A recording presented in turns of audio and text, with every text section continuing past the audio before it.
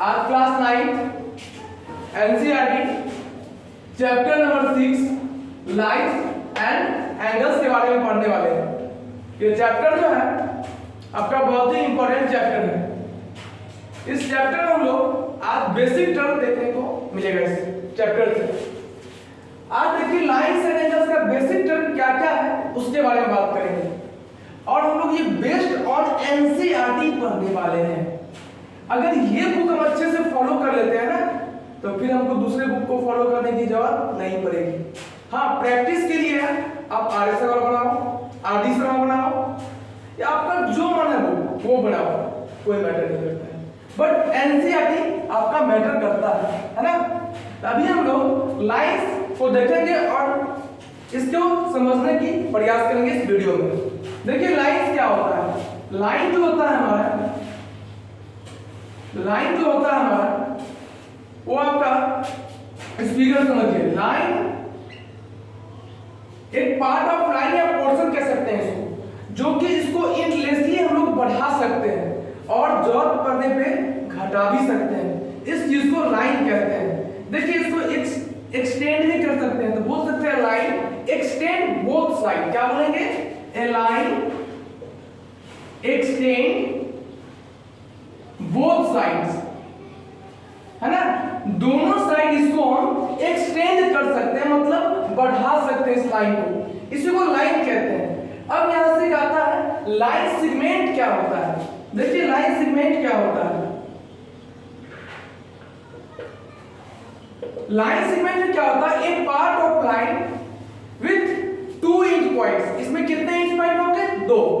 Same इसी का copyright है। ये देखो, ये पॉइंट ए मैंने लिया, ये पॉइंट बी लिया, ये दोनों को मैंने क्या किया? कनेक्ट कर दिया। क्या बन गया आपका? लाइन सेगमेंट बन गया। क्या बना आपका? Line segment. तो लाइन सेगमेंट क्या होता है? जिसमें 2 इंच पॉइंट हो उसको लाइन सेगमेंट बोलेंगे। लाइन सेगमेंट का यही कॉन्सेप्ट है कि जिसमें 2 इंच पॉइंट हो उसको लाइन सेगमेंट कहते हैं। अब देखिए एक पॉइंट आता है इसके बाद रे का। रे क्या होता है? नेक्स्ट हेडिंग लगाएंगे रे का। रे जो होता है आपका जिसमें ओनली वन डायरेक्शन में उसको हम एक्सटेंड कर सकते हैं। जैसे साइंस में आप पढ़े होंगे, फिजिक्स में रे के बारे में जरूर पढ़े होंगे, लाइट चैप्टर में पढ़े होंगे रे के बारे में, है ना। तो सेम रे यहाँ भी है। देखो मैथ जो है ना फिजिक्स से ही आया है। मैथ अपने आप में मैथ फिजिक्स ही टर्म दिया है, मैथ को आने में हेल्प किया है। तो देखिए यहाँ पे रे क्या होता है। रे में एक पॉइंट फिक्स होगा आपका। रे में 1 पॉइंट जो होता है फिक्स होता है और अनदर पॉइंट जो होता है उसको हम लोग एक्सटेंड कर सकते हैं, है ना। इस v को हमको जितना मन है उतना बढ़ा सकते हो, अपने पे डिपेंड करता है कि इसको मैं कितना बढ़ाऊं, है ना। तो रे जो होता है जिसको हम लोग एक्सटेंड कर सकते हैं वन पॉइंट, है ना। एक पार्ट को एक्सटेंड कर सकते हैं और एक पॉइंट क्या होता है इसका? फिक्स होता है। और लाइन सेगमेंट क्या होता है? दोनों पॉइंट फिक्स होता है।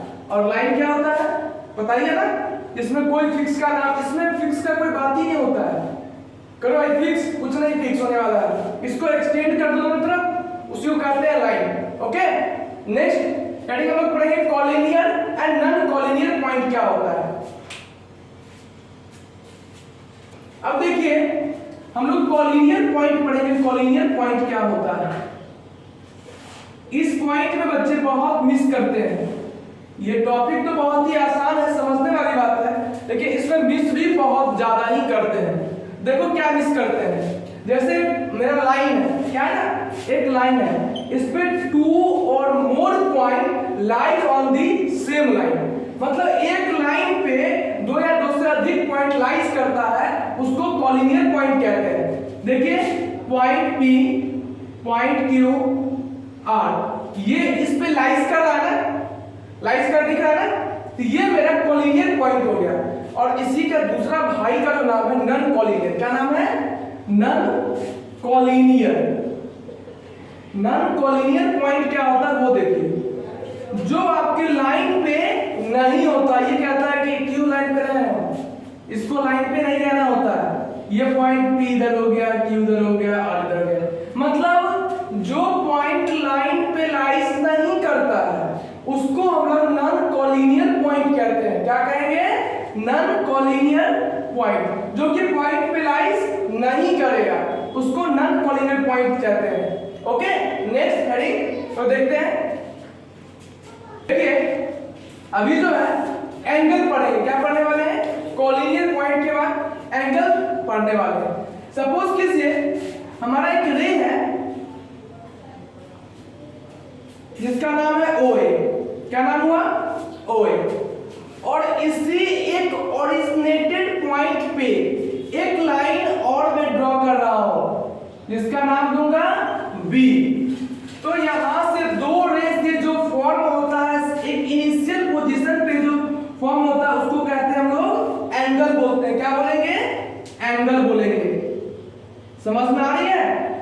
रे जो होता है हमारा, एक रे मैंने ड्रॉ कर दिया, दो रे से मिलके एक सेम पॉइंट पे एक एंगल बनता है, उसी को हम लोग एंगल कहते हैं।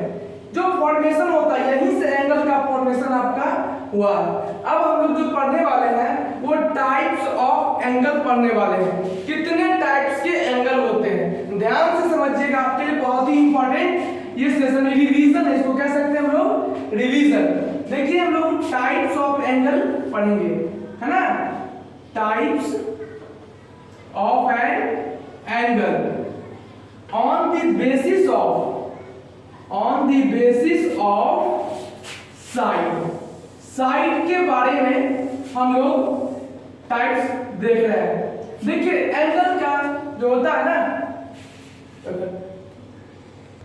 देखिए टाइप्स ऑफ एंगल क्या होता है, मैंने अभी लिखवाया था on the basis of side, वो ट्रायंगल में चले गए थे, लेकिन हमको तो एंगल ही पढ़ना था ना, इसीलिए टाइप्स ऑफ एन एंगल देखिए क्या होता है। टाइप्स ऑफ एन एंगल का एक ड्रॉ बनाते हैं, रफली ड्रॉ, जो आपको हमेशा याद रहेगा।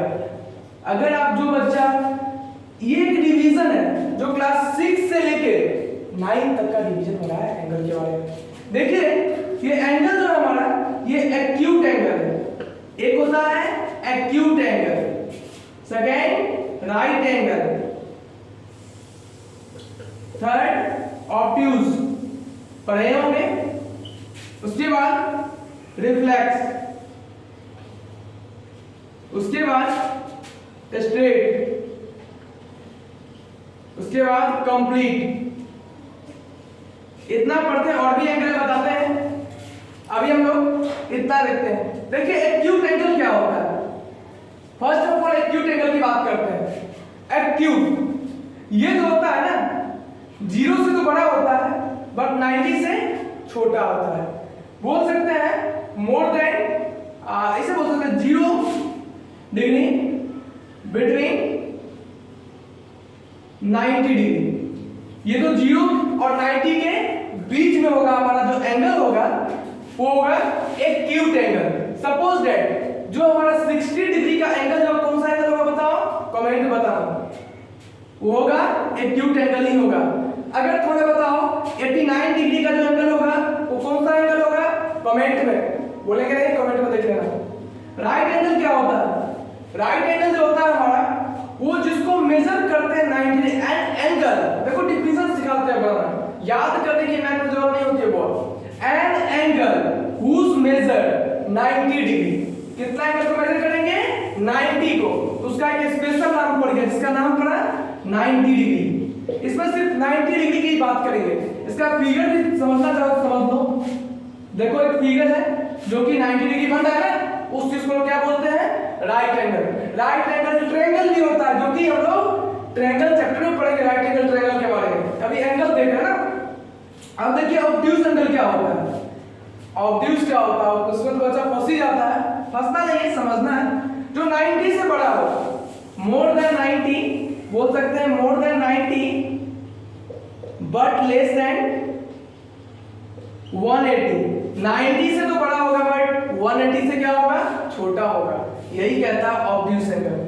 ठीक है, उसके बाद हम लोग देखना सीरियल वाइज नहीं पढ़ रहे हैं, हम लोग सीरियल वाइज नहीं पढ़ रहे कि acute, right, obtuse, straight, complete, straight, reflex angle, इस तरह से नहीं। जो वाला एंगल जिसको मैंने लिखा था, मैं बुक देख के नहीं पढ़ा रहा हूं, जो मेरे माइंड में आ रहा है एंगल के बारे में जितना मैं सोच सकता हूं उतना मैं आप लोगों को बता रहा हूं, है ना। अब देखिए रिफ्लेक्स क्या होता है ना, ये 180 से बड़ा होता है। कितना से होता है, 180 से बड़ा होगा और 360 से छोटा होगा।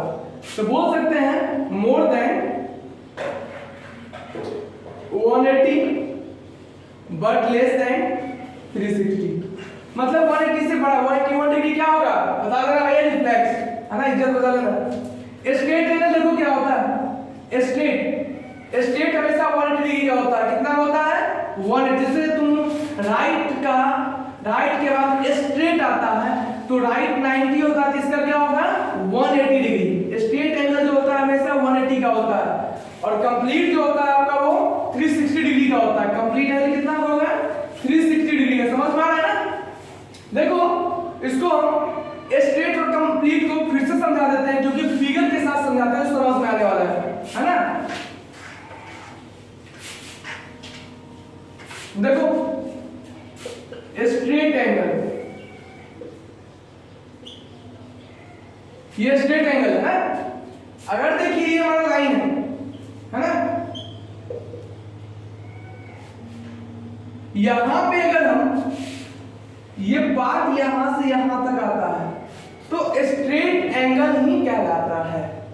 जी हाँ, नहीं विश्वास है ना, ज्योमेट्री बॉक्स खोलना, उसमें निकालना प्रोटेक्टर, ठीक है, उससे आपको समझ में आ जाएगा कि ये 180 डिग्री होता है।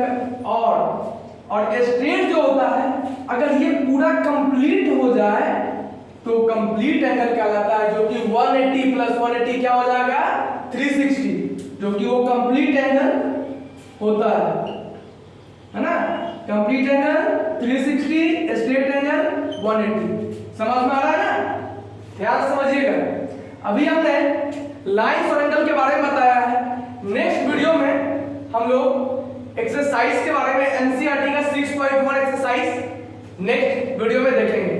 अगर समझ में आया तो कमेंट में बताना, नहीं है तो फिर इस चीज को मैं दोबारा वीडियो बना के डालूंगा। अगर समझ में नहीं आया तो चलो, थैंक यू।